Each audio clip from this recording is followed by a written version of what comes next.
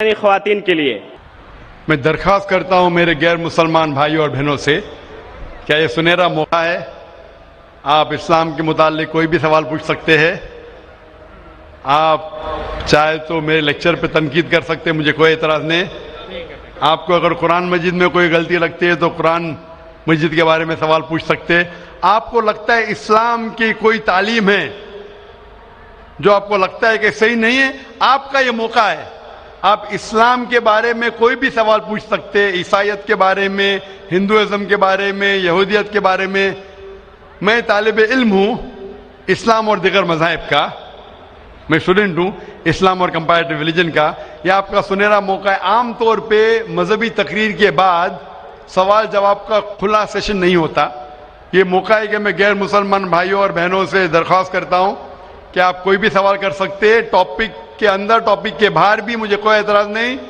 آپ چاہے تو قرآن مجید کو اٹیک کر سکتے، اسلام کو اٹیک کر سکتے. میں نوجوان ہوں لیکن میں لے سکتا ہوں. آپ کوئی بھی سوال کر سکتے. یہ آپ کا موقع ہے. آپ کو ایسے موقع بار بار نہیں آئیں گے. میری درخواست ہے، مجھے آرگنائزرز نے کہا کہ الحمدللہ کئی غیر مسلمان اس فنکشن میں آنے والے. آپ بنا جھجک کوئی بھی سوال پوچھ سکتے، چاہے تنقیدی بھی ہو تو بھی چلیں گا، مجھے کوئی اعتراض نہیں.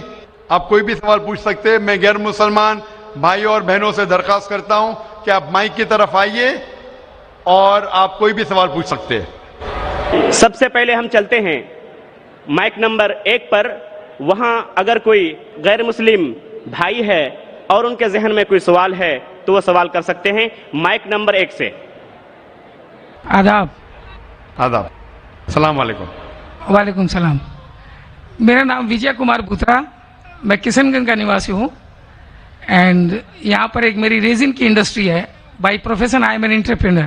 ماشاء اللہ. ایسا ہے آپ کے وشے میں نے آپ کی تقریریں کافی ٹی وی پر بھی دیکھی ہے، پیس ٹی وی پر کلکتے میں، اور ہم نے ایسا پایا کہ آپ اسلام کے علاوہ ہندو شاستروں میں بھی آپ کی بہت بڑی آستھا اور بہت بڑی روچی رکھتے ہیں. میرے میں یہ جاننے کی اتسکتا ہے کہ آپ کی یہ اتسکتا ہندو شاستر کے پرتی کب آئی اور کیوں آئی، اس کے وشے میں مجھے آپ سے تھوڑا بھائی صاحب کا سوال ہے کہ انہوں نے مجھے ٹی وی پہ کلکتہ میں کئی بار دیکھا ہے اور یہ جانا ہے کہ اسلام کے علاوہ میں دیگر مذاہب کے بارے میں بات کرتا ہوں اور ہندو دھارمک کتابوں کے بارے میں بھی میں علم رکھتا ہوں. تو یہ پوچھنا چاہتے یہ خواہش کب آئی اور کیسے آئی. میں جب میرا میڈیکل کالج میں تھا تو میں متاثر ہوا ایک شخص جن کا نام تھا شیخ احمد دیدار. وہ ساؤتھ افریقہ کے تھے اور وہ اسلام اور عیسائی مذہب پہ مہارت رکھتے تھے. جب ان کی تقریر سنا تو میں ان سے متاثر ہوا اور میں نے قرآن اور بائبل کا الحمدللہ علم حاصل کیا. تو سب سے پہلے میں نے علم حاصل کیا بائبل کے بارے میں، اسلام اور عیسائیت کے بارے میں. اور جب میں ان سے ملا انہوں نے کہا کہ اسلام اور عیسائیت پہ کئی لوگ تقریر کر چکے اور کئی کتابیں لکھ چکے، لیکن ہندو مذہب اور اسلام کے بارے میں وہ چند کتابیں ہیں. انہوں نے درخواست کی کہ بیٹا عیسائیت کے علاوہ دیگر مذاہب کے بارے میں آپ مطالعہ کیجئے اور ان کو بھی پیغام پہنچائیے. اور جب قرآن مجید کی میں نے آیت پڑھی، قرآن مجید میں اللہ تعالیٰ ایشور کہتے ہیں سورہ ال عمران میں سورہ نمبر 3 آیت نمبر 64 میں تعالوا الی کلمۃ سواء بین بینکم، آؤ ہم اس بات کی طرف جو آپ اور ہم میں یکساں ہے. سب سے پہلی بات کیا ہے؟ اللہ نعبد الا اللہ، کہ ہم صرف ایک ایشور کی عبادت کریں. ولا نشرک بہ شیئا، کہ ہم آپس میں کسی کو شریک نہ کریں. ولا یتخذ بعضنا بعضا اربابا من دون اللہ، کہ ہم آپس میں کسی کو رب نہ کہے. فإن تولوا، اگر وہ نہ مانے، فقولوا اشہدوا بأننا مسلمون، آپ شہادت دو کہ آپ مسلم ہیں. تو جب میں نے قرآن مجید کی آیت پڑھی جس میں لکھا ہے کہ جب بھی آپ غیروں سے بات کرتے ہیں تو اس بات کی طرف آؤ جو ان میں اور ہم میں یکساں ہے. اور مذہبی کتاب میں یکسانیت بھی ہے، ڈفرینسز بھی ہے. تو میں کہتا ہوں کہ کم از کم یکسانیت کے اوپر تو ہم عمل کریں. جو ڈفرینسز ہے وہ کل ڈسکس کریں گے. ڈفرینسز تو ہے، میں یہ نہیں کہتا ہوں ڈفرینسز نہیں ہے، لیکن جو یکسانیت ہے جو آپ کی کتاب دھارمک کتاب اور ہماری کتاب میں یکساں ہے تو کم از کم اس کے اوپر تو عمل کرے. تو یہ سوچ لے کے شیخ دیدار سے متاثر ہو کے اور قرآن مجید کی آیت سورہ نمبر 3 آیت نمبر 64 جب میں میڈیکل کالج میں تھا میں نے شروع کیا یہ میرا مشن.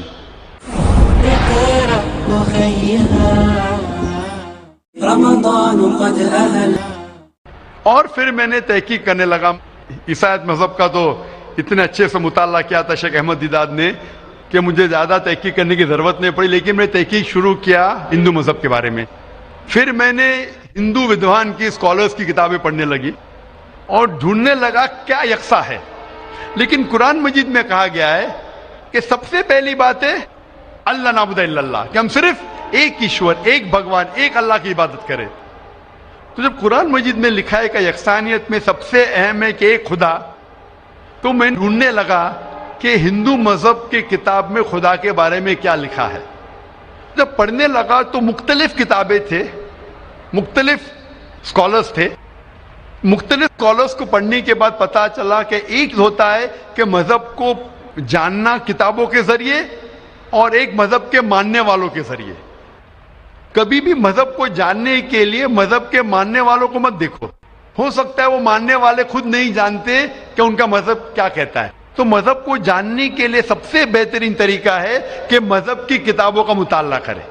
تو میں نے ہندو مذہب کی کتابوں کا مطالعہ کرنا شروع کیا, وید کا, اپنشد کا, بھگوت گیتا کا, رامائن کا, مہابھارت کا.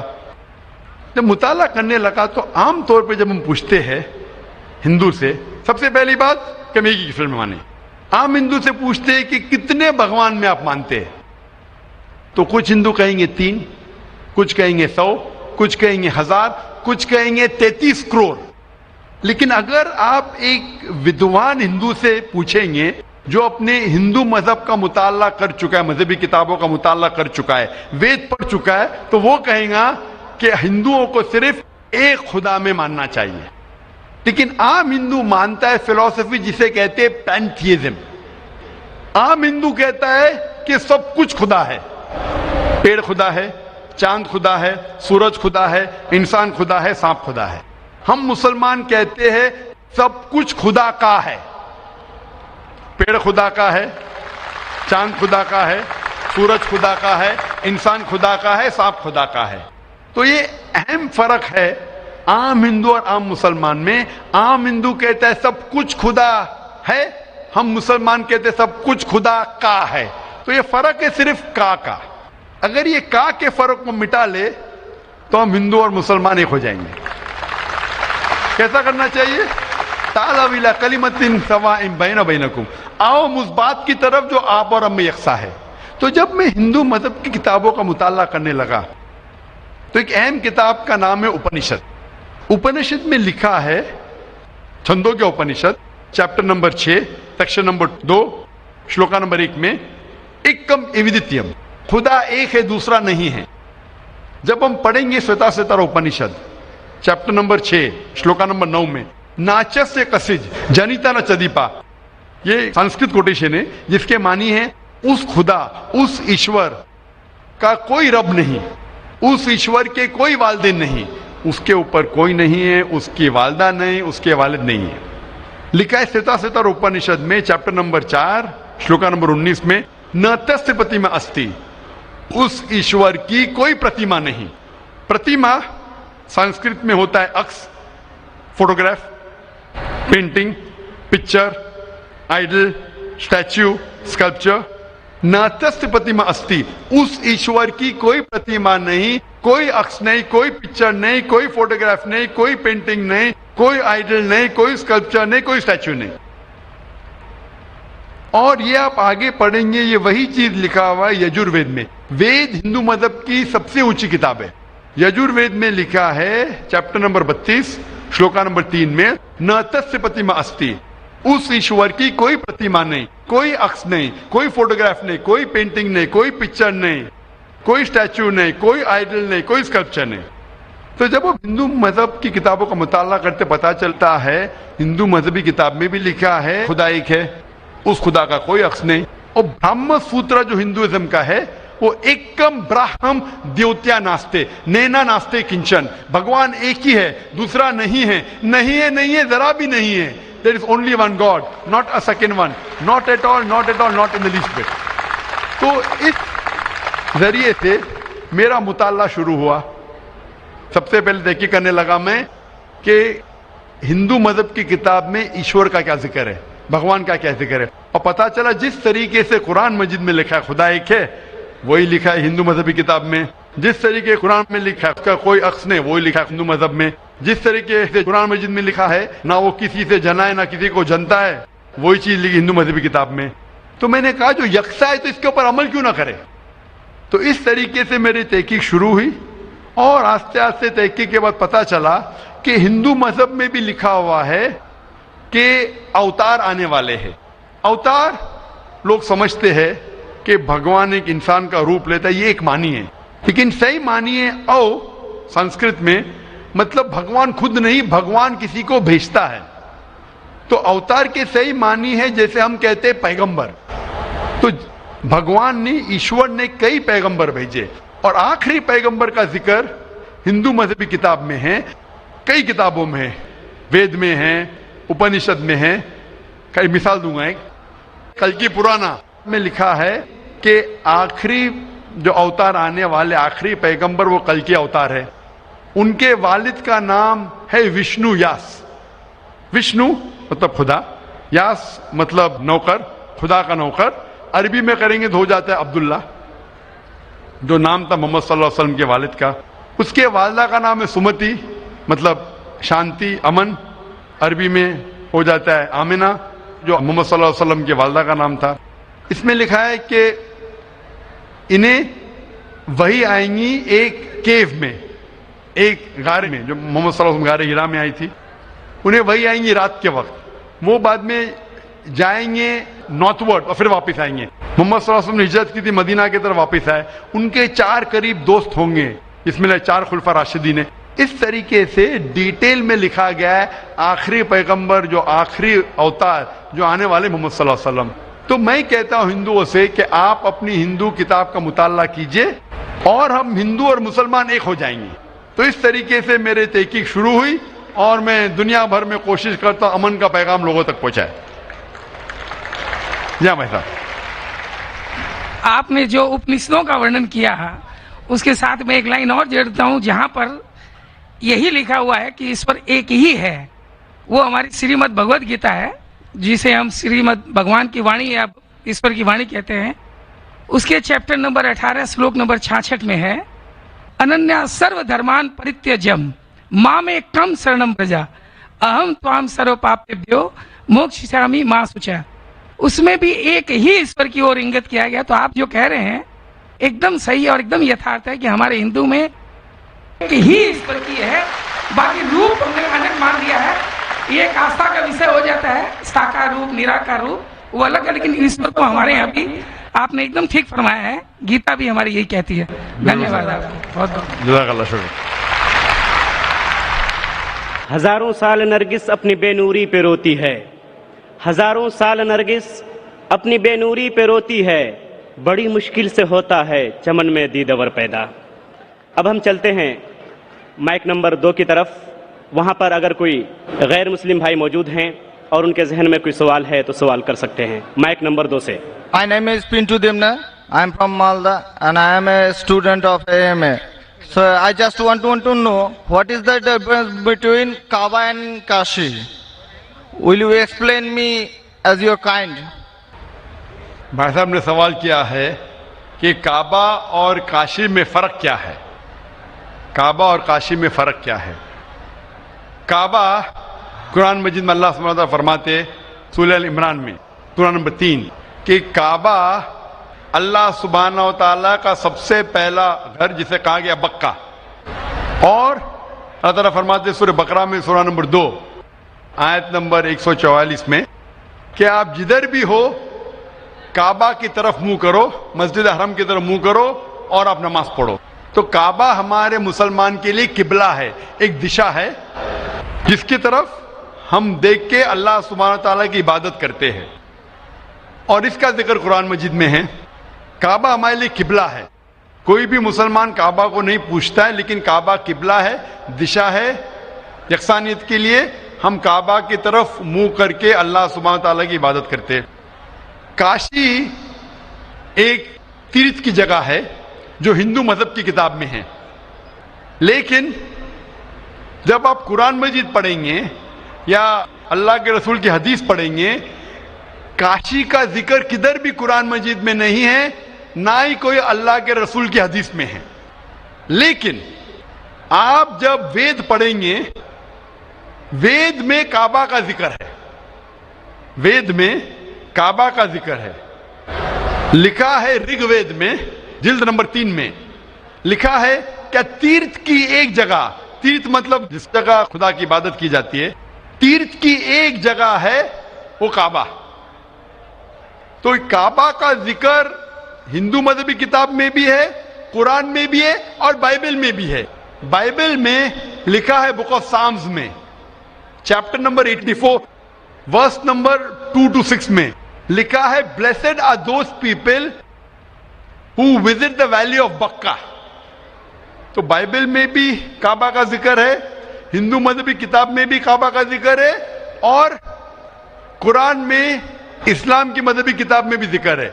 تو اگر ہم یکسانیت پہ جائیں گے, جو کامن ہے اسے لیں گے, تو کعبہ صرف کامن ہے تینوں مذہبی کتابوں میں, اور مذہبی کتابوں میں بھی لکھا ہے. تو جب آپ لیں گے تعالوا الی کلمۃ سواء بین بینکم, آؤ ہم اس بات کی طرف جو آپ اور ہم میں یکساں ہے, تو کعبہ میں یکسانیت ملتی ہے لیکن کاشی میں نہیں. کاشی کا ذکر صرف ہندو مذہبی کتاب میں ہے. تو اگر ہم یکسانیت پہ عمل کرنا چاہیں گے تو آپ اور ہمیں ماننا پڑے گا کہ کعبہ اللہ سبحانہ و تعالیٰ کا گھر ہے اور عبادت گاہ ہے, عبادت کرنے کی جگہ ہے. Hope that answers the question. Thank you. Mic number 5 پر اگر کوئی غیر مسلم خواتین, غیر مسلم بہن موجود ہیں تو اپنا سوال کر سکتی ہیں. Can you explain vividly the points mentioned in the Bible to prove that Jesus, peace be upon him, was not crucified, especially referring to Jonah? Thank you. بہن کا سوال ہے کہ آپ صاف طور سے یہ ثابت کر سکتے بائبل کے ذریعے سے کہ عیسیٰ علیہ السلام کو صلیب پہ نہیں چڑھایا گیا تھا. آپ بائبل کے ذریعے, بائبل کے حوالے سے یہ ثابت کر سکتے ہیں کہ عیسیٰ علیہ السلام کو کروسیفائی نہیں کیا گیا تھا, صلیب پہ نہیں چڑھایا گیا تھا, خصوصاً جونا کے ذریعے. میں نے ایک مناظرہ کیا تھا ایک عیسائی پادری کے ساتھ. Was Christ really crucified? کیا عیسیٰ علیہ السلام کو حقیقت میں صلیب پہ چڑھایا گیا تھا کہ نہیں, کہ وہ صلیب پہ مرے تھے کیا نہیں. اور یہ لفظ جو کروسیفائی ہے, کروسیفکشن FIXION کے معنی ہے کہ انسان کو جب صلیب پہ چڑھایا جاتا ہے اور انسان مر جاتا ہے اسے کہتے کروسیفکشن, CRUCIFIXION. ایک دوسرا لفظ ہے اگر انسان کو صلیب پہ چڑھایا جاتا ہے اور وہ نہیں مرتا ہے, اس کے لیے کوئی لفظ نہیں ہے. سو ایک لفظ جو ہم کہہ سکتے کروسیفکشن, CRUCIFICTION. کروسیفکشن مینس ایک کہانی ہے. تو بہن کا سوال ہے کیا بائبل کے ذریعے یہ ثابت کر سکتے کہ عیسیٰ علیہ السلام کو صلیب پہ چڑھایا نہیں گیا تھا اور وہ صلیب پہ نہیں مرے, خصوصاً یونس علیہ السلام کے حوالے سے. کئی بائبل میں ورسز ہے جس سے یہ ثابت کیا جا سکتا ہے کہ عیسیٰ علیہ السلام کو صلیب پہ نہیں چڑھایا گیا تھا. قرآن مجید میں اللہ تعالیٰ فرماتے ہیں سورہ نساء میں سورہ نمبر 4 آیت نمبر 157 میں, وہ لوگ کہتے ہیں کہ ہم نے عیسیٰ علیہ السلام کو مارا, وما قتلوا وما صلبوہ, نہ ہی ان نے ان کا قتل کیا نہ ہی ان کو انہیں صلیب پہ چڑھایا. وما قتلوا وما صلبوہ ولکن شبہ لہم, یہ صرف ایک دکھاوا تھا, ان کو ایسا احساس ہوا. اور جو اس میں اختلاف کرتے ہیں وہ لوگ شبہ میں ہیں. کیونکہ ان کو نہ سولی پہ چڑھایا گیا تھا نہ ان کا قتل کیا. وما قتلوا یقینا, اور ان کو بے شک قتل نہیں کیا گیا تھا. تو قرآن مجید میں صاف طور پہ کہا گیا ہے کہ عیسیٰ علیہ السلام کو نہ قتل کیا گیا نہ سولی پہ چڑھایا گیا تھا, یہ صرف ان کو لگا. اور جو کوئی اس میں اختلاف کرتا ہے وہ شبہ میں ہے. ولیکن شبہ لہم, کیونکہ عیسیٰ علیہ السلام کو نہ سولی پہ چڑھایا گیا نہ قتل کیا گیا. ابھی یہ قرآن مجید میں کیونکہ لکھا ہے تو ہم مسلمان مانتے ہیں. ہم بائبل سے کیسے ثابت کر سکتے ہیں کہ عیسیٰ علیہ السلام کو سولی پہ نہیں چڑھایا گیا؟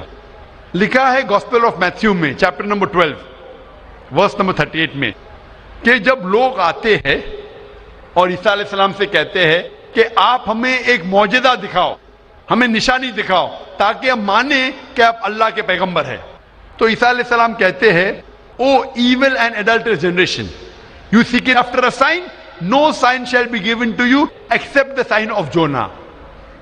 عیسیٰ علیہ السلام کہتے ہیں, انہیں گالی دیتے ہیں اور کہتے ہیں کہ آپ کو کوئی نشانی دی نہیں جائیں گی, کوئی معجزہ دی نہیں جائیں گا, صرف سائن آف جونا, یونس علیہ السلام کی نشانی. No sign shall be given to you except the sign of Jonah. For as Jonah was 3 days and 3 nights in the belly of the fish, Son of Man be 3 days and 3 nights in the heart of the earth. یہ ہے حوالہ gospel of Matthew کا chapter number 12 verse number 38 سے لے کے 42 تک. عیسیٰ علیہ السلام کہتے کہ تمہیں کوئی نشانی نہیں دی جائیں گی, صرف نشانی یونس علیہ السلام کی. جس طریقے سے یونس علیہ السلام 3 دن اور 3 رات مچھلی کے پیٹ میں تھے, اسی طریقے سے میں دھرتی کے پیٹ میں 3 دن اور 3 رات رہوں گا. ابھی ہمیں جاننے کے لیے کہ سائن آف جونا کیا ہے, یونس علیہ السلام کی نشانی کیا ہے, ہمیں جانا پڑے گا دا بک آف جونا. ایک بائبل میں کتاب ہے جس کا نام ہے جونا, یونس علیہ السلام. یہ کتاب صرف 2 پیج کی ہے, یہ بہت چھوٹی کتاب ہے بائبل میں. اس کتاب کی شروعات میں لکھا ہے کہ اللہ سبحانہ و تعالیٰ نے اپنے پیغمبر یونس علیہ السلام کو کہا تھا کہ اپنا پیغام پہنچاؤ, آپ جا کے پیغام پہنچاؤ نینوا کے لوگ کی طرف. یونس علیہ السلام بائبل کے مطابق کہتے ہیں وہ ڈرتے ہیں کہ یہ لوگ کیا پیغام سمجھ پائیں گے, اسی لیے نینوا جانے کے بدلے وہ ایک کشتی میں سوار ہوتے جوپا کی طرف.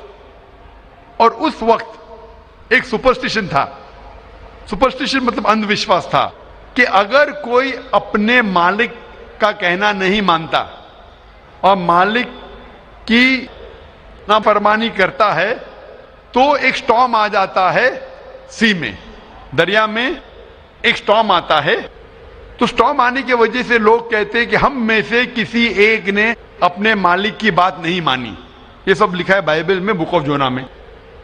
یونس علیہ السلام کیونکہ اللہ سبحانہ تعالیٰ کے پیغمبر تھے, بائبل میں لکھا ہے کہ انہوں نے بات مان لی اور کہا کہ میں اپنی مالک کا کہنا نہیں مان رہا ہوں اور نینوا کے بدلے جوپا جا رہا ہوں, تو میری وجہ سے یہ سٹارم آیا. سٹارم کو کیا کہیں گے دریا میں؟ سٹارم, طوفان. طوفان, یہ طوفان دریا میں کیوں آ رہا ہے؟ یہ طوفان یونس السلام کہتے کہ میری وجہ سے آ رہا ہے, کیونکہ میں میری مالک کی بات نہیں مان رہا ہوں. اور اس وقت یہ اندھ وشواس تھا, سپرسٹیشن تھا کہ جو مالک کی بات نہیں مانے گا اس کو دریا میں پھینکیں گے تو طوفان ختم ہو جائے گا. تو یونس علیہ السلام کہتے کہ میری غلطی ہے, مجھے پھینکو. تو کیا کرتے لوگ یونس علیہ السلام کو پکڑ کے دریا میں پھینکتے ہیں. تو مجھے یہ پوچھنا ہے کہ یونس علیہ السلام کو جب دریا میں پھینکتے ہیں, بائبل میں لکھا ہے, تو یونس علیہ السلام زندہ تھے یا مردہ تھے؟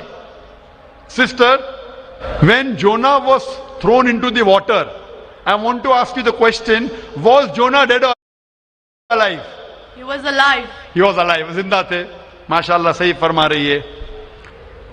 طوفان اتنا زور کا آ رہا تھا, طوفان میں اگر ایک زندہ انسان کو ڈالتے ہیں, وہ طوفان میں دریا میں انسان مرنا چاہیے, لیکن یونس علیہ السلام مرے یا زندہ تھے؟ He ought to die in the storm. Was he dead or was he alive? He was still alive. ماشاءاللہ صحیح جواب ہے. کہ طوفان میں مرنا چاہیے، لیکن کیونکہ وہ اللہ کے پیغمبر تھے، زندہ تھے، اس وقت ایک مچھلی آتی ہے اور مچھلی ان کو نگل لیتی ہے. A fish comes and gobbles them up. مچھلی کی پیٹ میں یونس علیہ السلام زندہ تھے یا مردہ تھے؟ In the belly of the fish was Jonah dead or alive? He was alive. He was alive. وہ زندہ تھے. مچھلی کے پیٹ میں 3 دن مچھلی یونس علیہ السلام کو پیٹ میں لے کے بائبل کے مطابق وہ گھومتی ہے، سارے سمندر گھومتی ہے 3 دن تک. مچھلی کی پیٹ میں سفوکیشن، نہ برابر سے انسان سانس لے سکتا ہے نہ جی سکتا ہے. انسان کو مرنا چاہیے یا جینا چاہیے؟ مرنا چاہیے. لیکن یونس علیہ السلام زندہ تھے یا مر گئے؟ جونا, though he was 3 days, he was there in the belly of the fish. For 3 days the fish took him in the water. He ought to die. Was Jonah yet dead or alive? He was still alive. He was still alive. ماشاءاللہ ابھی تک زندہ تھے. بہن صحیح جواب دے رہی ہے. 3 دن کے بعد وہ مچھلی یونس علیہ السلام کو الٹی کر دیتی ہے. مطلب پیٹ میں سے باہر نکلتے یونس علیہ السلام اور وہ سمندر کے کنارے پہ آتے ہیں. زندہ یا مردہ؟ The fish vomits out Jonah, peace be upon him, and throws him onto the shore. When Yunus alayhi salam, when Prophet Jonah was thrown on the shore, was he dead or alive? He was alive but unconscious. Alive but unconscious. After some time, did he gain consciousness or not? Yes, he did. Fine. Finally he was conscious and alive, no? Alive. Fine. Alive. So alive, alive, alive, alive. Miracle of a miracle of a miracle of a miracle. وہ زندہ تھے. ایک زندہ آدمی کو دریا میں جب پھینکتے مرنا چاہیے نہیں مرتے ہیں زندہ رہتے معجزہ. طوفان میں مرنا چاہیے نہیں مرتے زندہ رہتے معجزہ. مچھلی آ کے نگل لیتی ہے مرنا چاہیے زندہ رہتے معجزہ. مچھلی 3 دن تک ان کو سمندر میں گھماتی ہے مرنا چاہیے نہیں مرتے معجزہ. مچھلی ان کو الٹی کرتی ہے دریا کے کنارے پہ وہ زندہ رہتے معجزہ. معجزہ کا معجزہ کا معجزہ کا معجزہ. ابھی یہاں عیسیٰ علیہ السلام کہتے ہیں کہ جس طریقے سے یونس علیہ السلام مچھلی کے پیٹ میں 3 دن 3 رات تک رہیں اس طریقے سے عیسیٰ علیہ السلام دھرتی کے پیٹ میں 3 دن اور 3 رات تک رہیں گے. Now sister, I want to ask you, according to you, when Jesus Christ, peace be upon him, was in the sepulchre, was he dead or alive? He was alive. He was alive. So if he was alive, then how was he crucified? Crucified means someone dying on the cross. بہن کہہ رہی کہ عیسیٰ علیہ السلام جب ان کو لے کے گئے تھے قبر میں وہ زندہ تھے. تو کروسیفائی ہونے کے لیے سولی پہ مرنے کے لیے انسان کو مرنا چاہیے. تو وہ بائبل کے مطابق وہ سولی پہ لگایا گیا تھا لیکن مرے نہیں, انہیں اتارا گیا تھا, وہ زندہ تھے. اور جب قبر میں لے کے گئے تھے سپل کر, اس ٹائم بہت لمبی چوڑی قبر ہوتی تھی, بوگدا ہوتا تھا, بڑا بوگدا ہوتا تھا جس کے اندر انسان کھڑا بھی ہو سکتا تھا. 3 دن اور 3 رات تک عیسیٰ علیہ السلام فرماتے کہ جس طریقے سے یونس علیہ السلام 3 دن اور 3 رات مچھلی کے پیٹ میں رہیں اسی طریقے سے میں 3 دن اور 3 رات دھرتی کے پیٹ میں رہوں گا. اس کا مطلب عیسیٰ علیہ السلام زندہ تھے. اگر زندہ تھے تو سولی پہ نہیں مرے ہو. تو اسی لیے بائبل کے ذریعے یہ ایک طریقہ ہے ثابت کرنے کے لیے کہ عیسیٰ علیہ السلام سولی پہ نہیں مرے, وہ زندہ تھے. اور قرآن مجید کی بات صحیح ہے کہ وما قتلوا وما صلبوا, نہ وہ سولی پہ مرے نہ ان کا قتل گیا ہے. یہ صرف ایک شک اور شبہ ہے. Hope that answers the question, sister. Thank you. Sister, I would like to ask you that now do you believe that Jesus Christ, peace be upon him, did not die on the cross? I do believe, but I just wanted to prove my friends or my colleagues as to Jesus Christ was not crucified according to their own version, that is Bible. What's your Thank name, sister? What's your name, sister? I am Sahadia Naz and I'm a teacher by profession. You are a Muslim. Yes, I am. MashaAllah. Okay, anyway, hope you have satisfied your friend. Yes, I am. But we request that the non-Muslim should be given the first chance to ask the question. Okay, thank you. Mic number 1 से غیر مسلم بھائی ہے تو وہ اپنا سوال کر سکتے ہیں. جے جنین آداب. میرا نام ارون کمار جین ہے, مرشید آباد اورنگ آباد سے آئے ہیں. میرا کوشچن ہے جو نیا مسجد بن رہا ہے اور قبرستان ہے اور عیدگاہ ہے. اس میں میرا من ہوا ہے کہ ہم اس میں زمین یا پیسہ روپیہ دیں, میرا من چاہتا ہے. لیکن ان لوگ بولتے ہیں کہ ہم لوگ غیر مسلمان سے کوئی چیز نہیں لیتے ہیں. کیوں؟ اسلام میں لکھا ہوا ہے آدمی آدمی کو پیار کرو. بھائی کا سوال ہے کہ وہ چاہتے ہیں کہ مسجد بنانے کے لیے اپنی زمین دے عیدگاہ کے لیے, اور مسلمان کہتے ہیں کہ ہم غیر مسلمان کی مدد نہیں لیتے. کیوں؟ کیا انسان بھائی نہیں ہے؟ بھائی صاحب, غیر مسلمان کی مدد لینا اسلام میں حرام نہیں ہے, لیکن کچھ شرائط ہے کچھ چیزوں کے لیے. مثال کے طور پہ مسجد بنانے کے لیے کچھ شرط ہے. مسجد بنانے کے لیے ایک مسلمان اپنی زکوٰۃ کا پیسہ بھی نہیں دے سکتا ہے. زکوٰۃ ایک مسلمان کے لیے فرض ہے کہ وہ 2.5% اپنی بچت کا, ہر قمری سال وہ 2.5% اپنی بچت کا جو نصاب کے اوپر ہے, 85 گرام سونے کے اوپر ہے, اسے زکوٰۃ دینا چاہیے. اور زکوٰۃ کی کئی شرائط ہے کہ فقراء کو دینا چاہیے, غریب کو دینا چاہیے, مساکین کو, معلّہ الفضل القلوب, غارمون جو قرض دار ہے, وغیرہ وغیرہ, ابن سبیل. لیکن اس کے اندر یہ مسلمان اپنی زکوٰۃ کا پیسہ مسجد کے لیے نہیں دے سکتا ہے, کیونکہ مسجد ایک مسلمان کا فرض ہے کہ وہ اپنے پیسے سے بنائے, اور زکوٰۃ کا پیسہ بھی اس میں استعمال نہیں ہو سکتا ہے, اپنے باقی پیسے سے بنائے. زکوٰۃ کا پیسہ کی کیٹیگری لکھی گئی ہے سورہ توبہ میں, سورہ نمبر 9 آیت نمبر 60 میں, کہ یہ 8 کیٹیگری کو آپ زکوٰۃ کا پیسہ دے سکتے, مسجد بنانے کے لیے نہیں.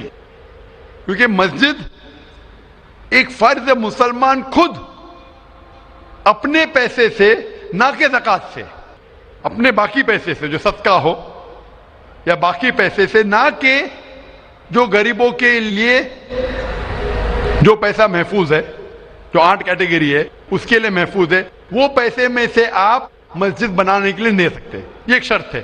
اسی طریقے سے شرط ہے قرآن مجید کی کہ مسجد کی دیکھ بھال صرف وہ لوگ کرنا چاہیے جو اس پہ ایمان لاتے ہیں, جو اس بات میں مانتے ہیں, جو ایمان لاتے ہیں اور جو مانتے اور اپنے اچھے اپنے پیسے سے.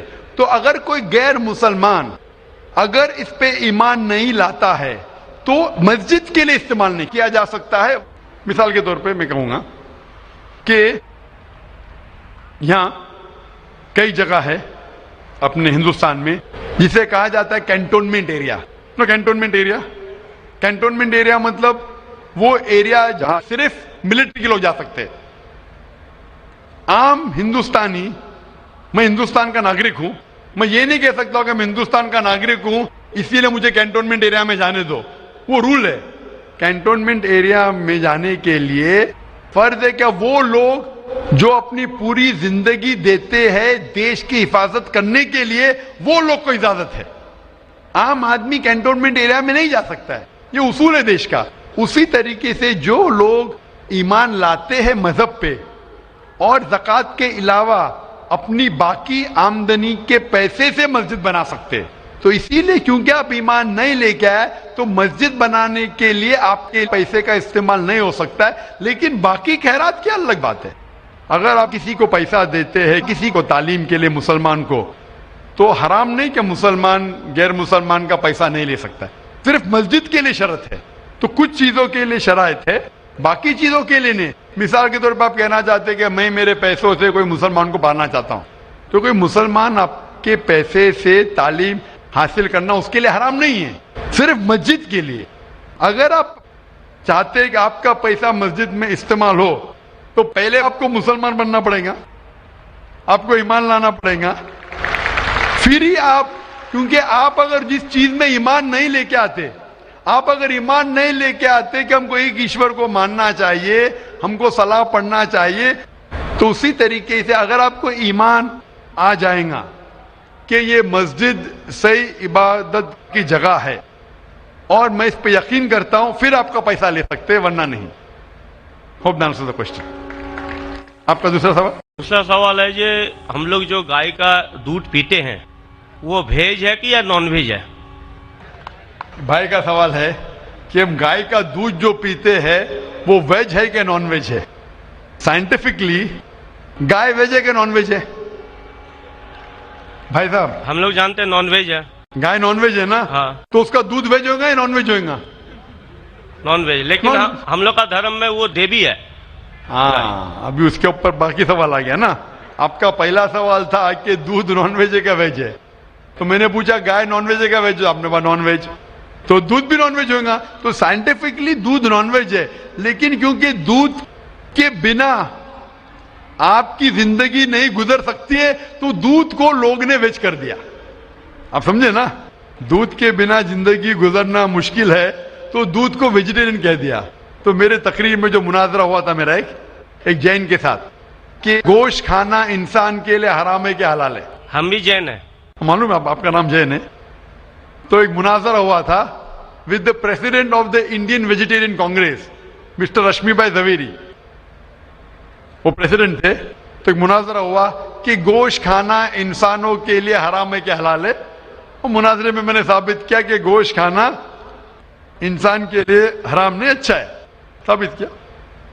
اور اس میں یہ بھی کہا کہ دودھ نان ویج ہے, لیکن سارے ویجیٹیرین دودھ پیتے, کیوں؟ آپ سمجھ رہے نا.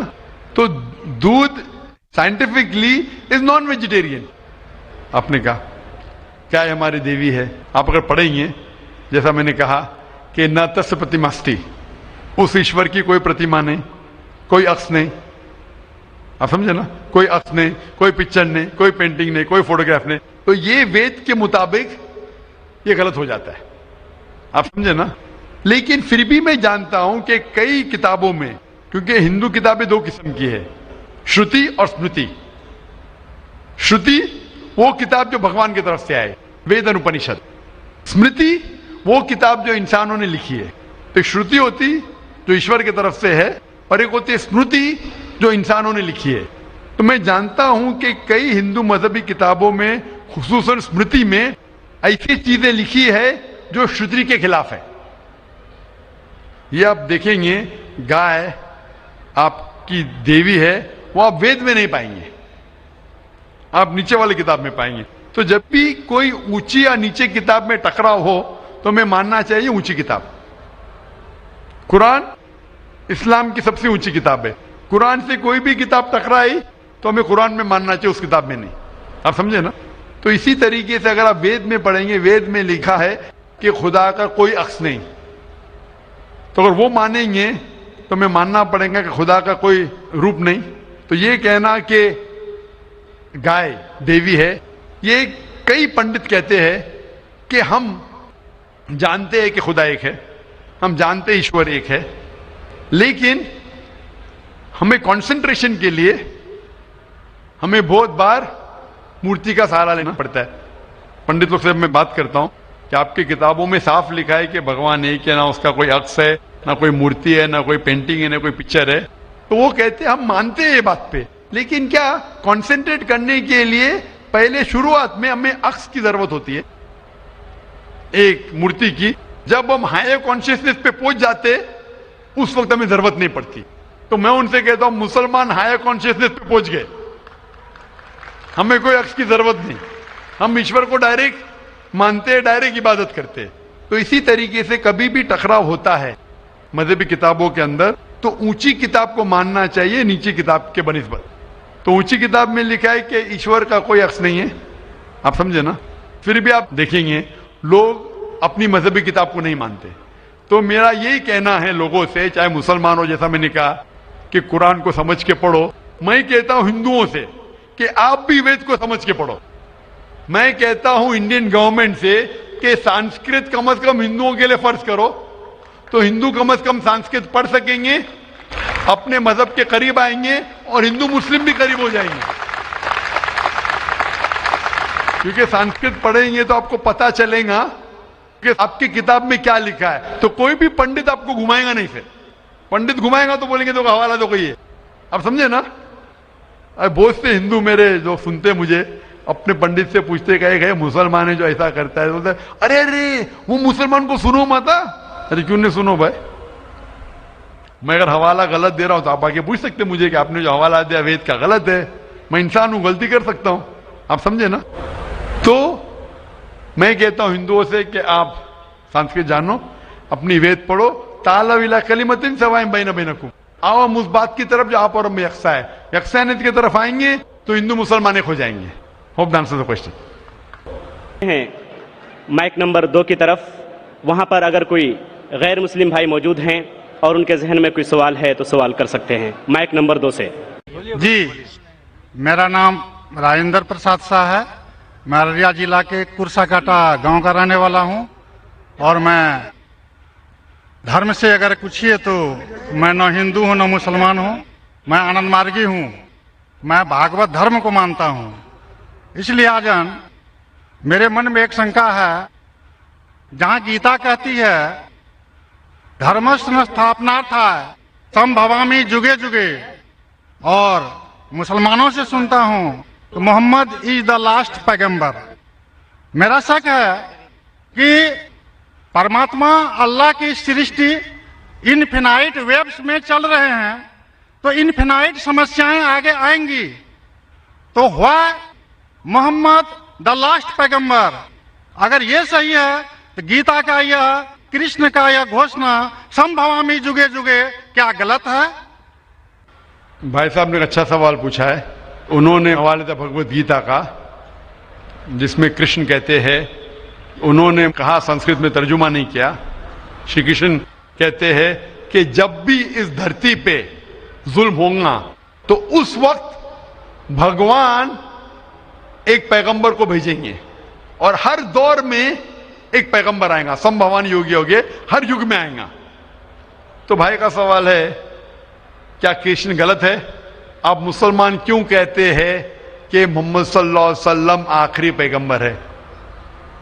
بھائی صاحب, سب سے پہلے ہم کہتے ہیں محمد صلی اللہ علیہ وسلم آخری پیغمبر ہے کیونکہ یہ کہا گیا قرآن مجید میں سورہ احزاب میں, سورہ نمبر 33 آیت نمبر 40 میں کہا گیا ما کان محمد ابا احد من رجالکم ولکن رسول اللہ وخاتم النبیین وکان اللہ بکل شیء علیما, کہ محمد صلی اللہ علیہ وسلم آپ لوگوں میں سے کسی کے والد نہیں ہیں, لیکن خاتم النبیین ہیں, آخری نبی ہے. کیونکہ قرآن مجید میں کہا گیا ہے کہ محمد صلی اللہ علیہ وسلم آخری نبی ہے, ہم اس پہ یقین رکھتے ہیں. جہاں تک کہ آپ نے کہا شری کرشن, میں شری کرشن کی بات کو مانتا ہوں کہ جب بھی اس دھرتی پہ غلط کام ہوں گے اس وقت خدا ایک پیغمبر کو بھیجتے, اور ہر دور میں ایک پیغمبر بھیجیں گے. بالکل غلط نہیں ہے, آپ کو سمجھنے میں غلطی ہوئی, کیونکہ جب آپ پڑھیں گے بھگوت گیتا, بھگوت گیتا کو کہا گیا ہے کہ یہ وید کا نچوڑ ہے, it is the nectar of the Veda, Veda کا نچوڑ ہے. اور جب آگے آپ پڑھیں گے لکھا ہوا کلکی پرانا میں, کلکی پرانا میں لکھا ہے, کلکی پرانا چیپٹر نمبر 2 شلوک نمبر 5, 7, 11, 15 میں لکھا ہے کہ ایک کلکی اوتار آئیں گے جو کل یگ میں آئیں گے, اور کل یگ آخری یگ ہوگا, اور یہ کلکی اوتار لوگوں کو صحیح راستہ دکھائیں گے. اور یہ کلکی اوتار کے والد کا نام ہے وشنو یاس, مطلب بھگوان کا نوکر, عربی میں عبداللہ, جو نام تھے محمد صلی اللہ علیہ وسلم کے والد کا. ان کے والدہ کا نام ہوگا سمتی, سمتی مطلب امن, شانتی, عربی میں ہوگا آمنہ, جو نام تھا محمد صلی اللہ علیہ وسلم کے والدہ کا نام. وہ پیدا ہوں گے امن کے شہر میں جو ہے مکہ, وہ پیدا ہوں گے ایسے خاندان میں جو اس شہر کے چیف ہوں گے. ہم جانتے ہیں محمد صلی اللہ علیہ وسلم قریش خاندان میں پیدا ہوئے, ان کے 4 قریب دوست ہوں گے. ہم جانتے ہو 4 خلفاء راشدین ہیں, حضرت ابوبکر, حضرت عمر, حضرت عثمان, حضرت علی رضی اللہ عنہ. اللہ سبحانہ و تعالیٰ کی رحمت سب پہ ہو.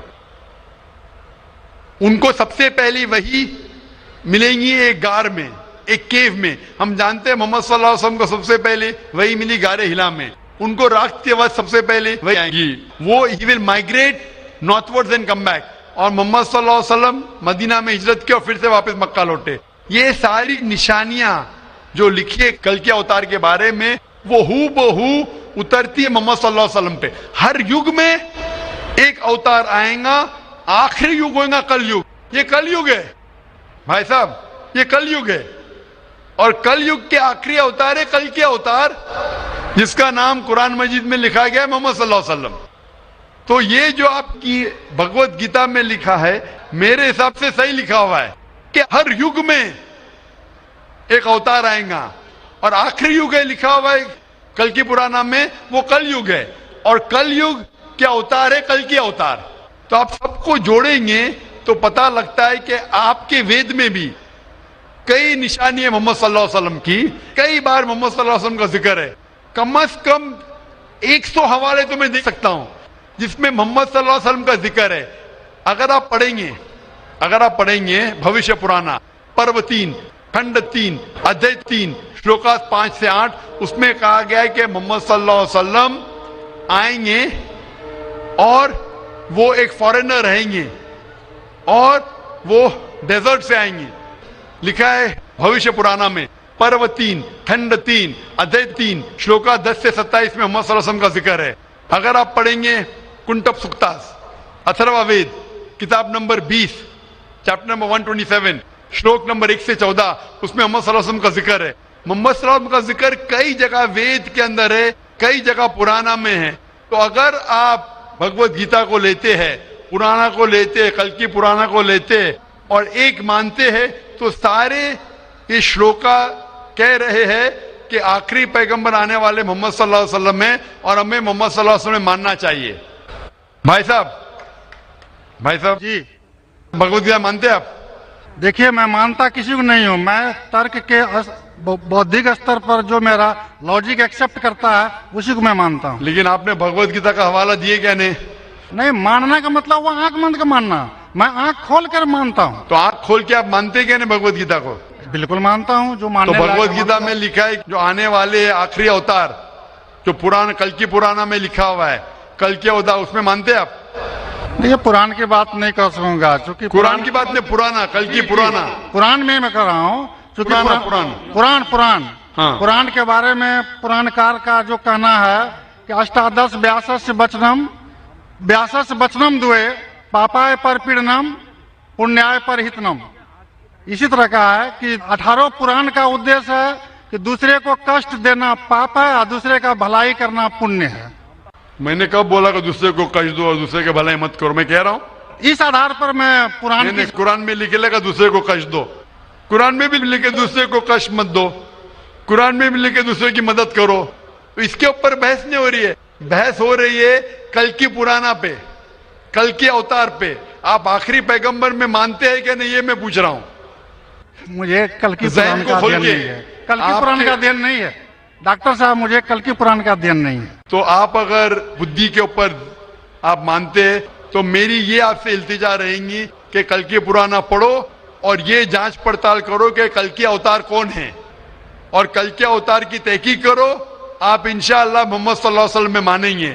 تو میری آپ سے التجا ہے کہ آپ اس پہ تحقیق کرو کہ آخری اوتار کون ہے اور انشاءاللہ آپ کو ہدایت دیں گے اللہ تعالیٰ. ڈاکٹر صاحب ایک ریکویسٹ ہے آپ سے، میرے ایک بھائی کو دوسرا سوال پوچھنے کے لیے دیا، ایک چھوٹا سا سوال پوچھ سکتا ہوں؟ ایک چھوٹا جی کیجیے. مسلمان لوگوں کو جب کوئی ہندو ملتا ہے تو بولتے ہیں اس کا آداب ہے، لیکن کسی مسلمان کو بولتے ہیں السلام علیکم. مجھے لگتا ہے کہ ایک مسلمان ہندو اور مسلمان کے بیچ بھید بھاؤ کرتا ہے. کرپیا آپ اسپشٹ کیجیے اس کو. بھائی صاحب کا سوال ہے کہ اگر کوئی مسلمان ہندو سے ملتا ہے تو آداب عرض کرتا ہے، اگر کوئی مسلمان سے ملتا ہے تو السلام علیکم کہتا ہے، تو ہندو مسلمان میں بھید بھاؤ کیوں؟ بھائی صاحب ہندو مسلمان میں بھید بھاؤ تو رہے گا، میں آپ کے سوال کا جواب دوں گا، کیونکہ ہندو ہندو ہے، مسلم مسلم ہے، لیکن ایک دوسرے کا ساتھ دینا چاہیے اور ایک دوسرے کو سمجھنا چاہیے. پہلے بھائی صاحب جس نے سوال کیا تھا انہوں نے مجھے آداب کہا تو میں نے ان سے کہا السلام علیکم، کہا کہ نہیں؟ جی کہا نا. ہندو نے مجھ سے کیا کہ آداب کہا کہ نہیں؟ میں نے ان سے سلام کہا کہ نہیں؟ جی میں غور کیا تھا. غور کیا، ماشاء اللہ. لیکن تو غور کیا تو کہا کیوں نہیں کہ آپ نے ایسا نہیں کہا؟ وہ ہندو بھائی نے مجھے آداب کہا. ڈاکٹر صاحب جی ہاں، you are not only one Musliman. I see lakhs of Musliman, but this quality find only in you. only in me, ماشاء اللہ. Only in you. بھائی صاحب کہہ رہے کہ وہ خود مسلمان کو جانتے، صرف مجھ میں دیکھا کہ میں نے سلام کہا. جی. اس کی وجہ یہ ہے کیونکہ علماء میں اختلاف ہے کہ آپ غیر مسلمان کو سلام کر سکتے کہ نہیں. پہلا یہ جان لے السلام علیکم کی معنی کیا ہے. السلام علیکم کی معنی ہے کہ آپ پہ سلامتی ہو. السلام علیکم ورحمۃ اللہ وبرکاتہ, آپ پہ سلامت رہے, رحمت رہے اور برکت رہے. نا اس میں اختلاف ہے مسلمانوں میں, مسلمان علماء میں, کہ آپ غیر مسلمان کو سلام کر سکتے کہنے, غیر مسلمان کے سلام کا جواب دے سکتے, اس میں اختلاف ہے. کیونکہ ایک حدیث ہے جس میں اللہ کے رسول فرماتے ہیں, کیونکہ ایک حدیث ہے جس کے اندر یہود لوگ مسلمان کو کہتے السلام علیکم. السلام علیکم کا معنی آپ پہ موت ہو, سام کے معنی موت, السلام علیکم آپ پہ موت ہو. تو اللہ کے رسول نے فرمایا آپ کو علیکم ان پہ بھی. تو یہ حدیث ہے, صحیح حدیث ہے. یہود لوگ کہتے تھے مسلمان کو چھیڑنے کے لیے السلام علیکم آپ پہ موت ہو, تو اللہ کے رسول نے فرمایا آپ کو علیکم آپ پہ بھی ہو. تو اس کی وجہ سے اختلاف, اور کئی حدیثیں ہیں, میں زیادہ بحث میں نہیں جانا چاہوں گا, لیکن یہ کہنا چاہوں گا کہ کچھ علماء یہ بھی کہتے ہیں کہ آپ السلام علیکم کہہ سکتے, کیونکہ قرآن مجید کی ایک آیت ہے سورہ نساء میں, سورہ نمبر 4 آیت نمبر 86 اس میں کہا ہے اگر کوئی آپ کو گریٹ کرتا ہے, اگر کوئی گریٹ کرتا ہے تو آپ اور بہترین طریقے سے گریٹ کرو. اگر کوئی آپ کو گریٹ کرتا ہے اور بہترین طریقے سے گریٹ کرو, یا کم از کم اتنا. تو اگر کوئی السلام علیکم کہتا ہے مجھے کہنا چاہیے وعلیکم السلام ورحمۃ اللہ. اگر کوئی کہتا ہے السلام علیکم ورحمۃ اللہ, مجھے کہنا چاہیے وعلیکم السلام ورحمۃ اللہ وبرکاتہ, یا کم از کم اتنا, یہ ضروری ہے. تو اسی لیے اگر کوئی مسلمان مجھ سے آداب کرے تو آداب سے بہتر کیا ہے السلام علیکم. اور اللہ کے رسول کے لیے کہا گیا محمد صلی اللہ علیہ وسلم کے لیے, اللہ فرماتے جو میں نے تقریر میں بیان کیا سورہ انبیاء میں سورہ نمبر 21 آیت نمبر 107 میں, وما ارسلناک الا رحمت للعالمین, کہ ہم نے محمد صلی اللہ علیہ وسلم کو نہیں بھیجا لیکن رحمت بنا کے سارے انسانوں کے لیے, سارے عالم کے لیے. تو جب محمد صلی اللہ علیہ وسلم سارے انسانوں کے لیے رحمت بن سکتے تو کیا میں السلام علیکم ورحمۃ اللہ نہیں کہہ سکتا ہوں؟ تو اس بنیاد پہ علماء کا اختلاف ہے کہ السلام کہہ سکتے. کہنے میں ان علماء میں مانتا ہوں جو کہتے ہیں کہ آپ غیر مسلمان کو سلام کہہ سکتے اور جواب بھی بہترین دے سکتے. اسی لیے جب بھائی صاحب نے کہا آداب تو میں نے کہا السلام علیکم, کہ میرے حساب سے السلام علیکم اور بہتر ہے, آداب سے بہتر ہے السلام علیکم, کہ آپ پہ سلامتی ہو, رحمت ہو اور برکت ہو. تو بھائی صاحب میرے نزدیک غیر مسلمان کے لیے سلامتی چاہنا اچھی چیز ہے, اور اسی لیے میں آپ کے لیے سلامت چاہتا ہوں بھائی صاحب. بھائی صاحب یہ lot of thanks to you sir. میں سلامت چاہتا ہوں, اور لیکن صرف منہ سے نہیں, میں چاہتا ہوں عمل سے آپ سلامتی پاؤ. اسی لیے میں کہتا ہوں کہ تحقیق کرو کل کے اوتار کے بارے میں, آخری پیغمبر کے بارے میں, محمد صلی اللہ علیہ وسلم کے بارے میں, تو آپ کو سلامتی اس دنیا میں رہیں گے اور آخرت میں بھی انشاءاللہ.